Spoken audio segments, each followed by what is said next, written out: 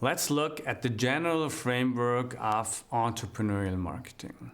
We already know that marketing is very important for entrepreneurs. We also know that a small firm is not simply a scaled-out version of a large firm, so entrepreneurial marketing should be done differently. And we know why, especially because of the uncertainty.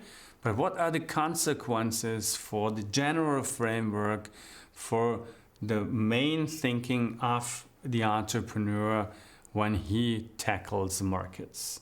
Let's start with an example again. It was years ago when these two companies, Apple and Palm, came to the idea we need some kind of digital assistant. Might be a small digital computer or something like this. And they had the idea basically at the same time, so to say. And they started to develop a product. Apple took all the PC knowledge and put it into the device. Palm looked at probably PCs, looked at computers, looked at what could I put into a small device and people can still use it. And they came to the market. And the market wasn't really too happy about these first products, to be honest. It was, I wouldn't say it was a failure, it was close to a failure. So what did the two companies do? And that's very interesting to see. Apple said, okay, we know how to build computers, so why don't we make our product even better? We're a visionary company and we're a very knowledgeable company, so we know how to improve the product. And they improved the product. They did put more features and all sorts of things into the Apple Newton, and it was really a very elaborated, cool product. They put it in the market, and they failed again. I mean, who of you have heard about an Apple Newton? It was a failure by Apple. What did the Palm people do? Well, first of all, it was a startup company. So they didn't have the resources to have another failure. Otherwise, they would have gone from the market. So what they basically did is they went to their customers, their existing customers, and asked those customers, why did you buy our product? And the customer said, well, I had this paper calendar and I had all the papers in there and it was a little disorganized. So I needed something to organize my calendar and my address book a little more. And when they heard that, they went into department stores and they bought calendars and they looked how people use calendars physically, and they tried to reprogram that electronically into the next Palm generation. Well, that's very interesting because from asking the customers, why did you buy? They got the customer view, and this is what they use to improve the product and convince the next customers. And this is the entrepreneurial way of going into the market, especially when you face uncertainty. I'd like to show that in a more abstract way to you by comparing the marketing strategy process in established companies versus the marketing strategy process in startups. So start with an established company. Normally, established companies are already in markets, so they know markets. So what they do is they do market research really extensively all the time. As a startup, by the way, you can't really pay for the market research those established companies do. So again, the automotive industry, they look at new segments people are in to buy new sorts of cars. And that was, for example, when Mazda brought up the Roadster many years ago for people in California coming out of university, having the first job, but no family, so they only need 2 seats. They want to have fun. They could pay a little more than the regular cars, but they weren't able to buy a sports car. So this is how the Roadster came up, the MX-5 came up, out of segmentation, out of looking at demographical, psychological, or other buyer behavior variables analyzing the market and finding a segment which they are able to tackle with a specific product, developing that product, targeting that segment, and positioning the product actually in that segment they have found before. And this is how large companies do marketing and do segmentation, and this works out fine, especially if you're looking at all the incremental innovations taking place.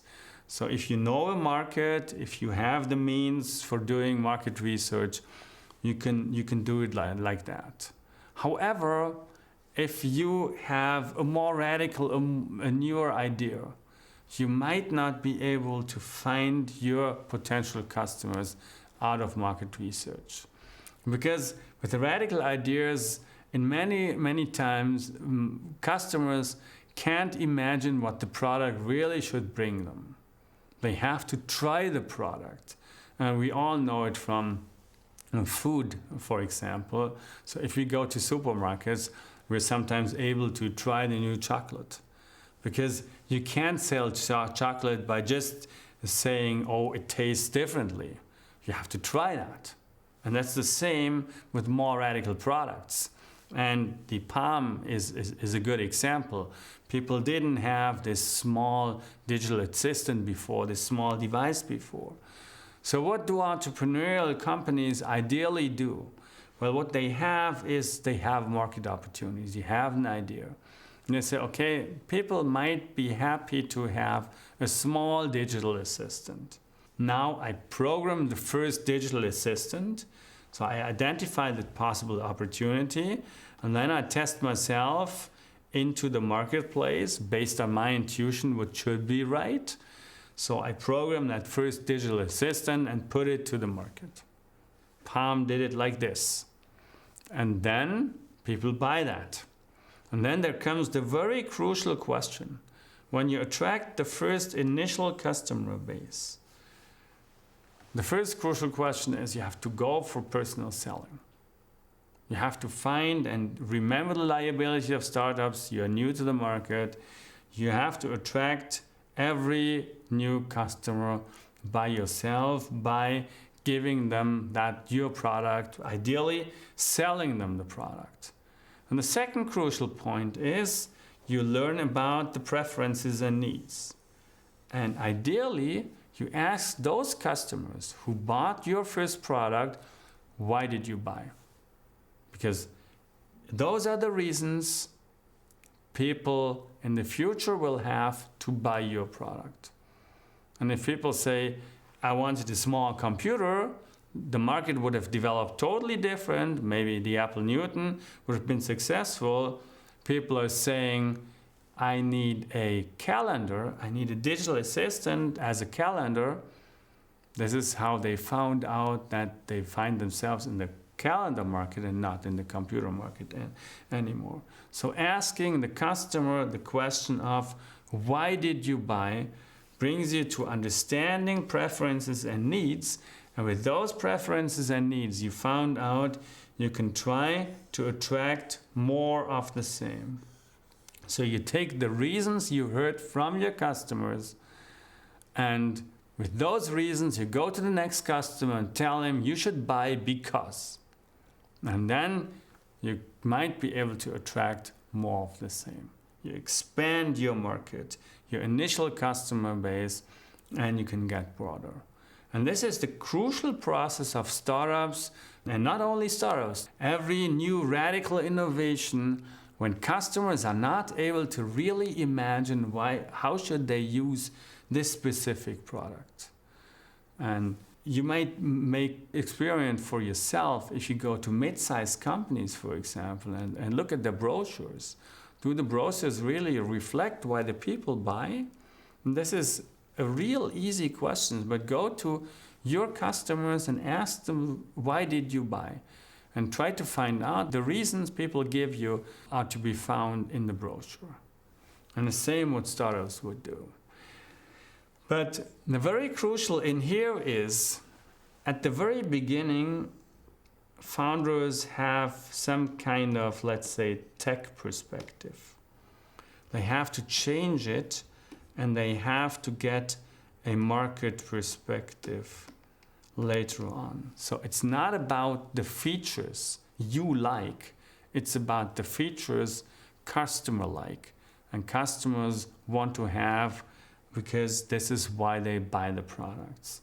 So it is very important for a startup at the very end to change from a tech innovation orientation to a customer orientation. This is basically the biggest challenge at the very beginning when it comes to especially tech founders. Trying to find which market you fit into and then aiming publicity or information at that market.